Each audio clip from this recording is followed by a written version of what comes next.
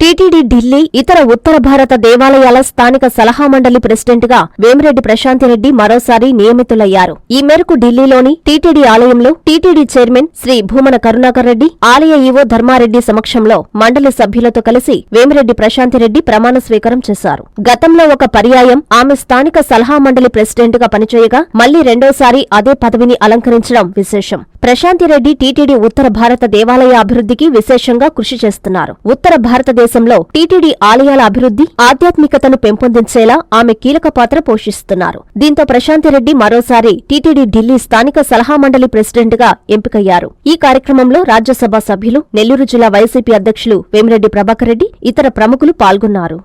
Shri Lalitha Rudra మహాయజ్ఞం October 15వ తేదీ నుండి నవంబర్ 27వ తేదీ వరకు 45 రోజులు లోక కళ్యాణం, విశ్వశాంతి, ధర్మ సంస్థాపనార్థం, సమృద్ధి వర్షం, పాడి పంటల కొరకు పీఠాధిపతులు శ్రీ రాజరాజేశ్వరానంద స్వామి ఆధ్వర్యమున జరుగుతున్నది.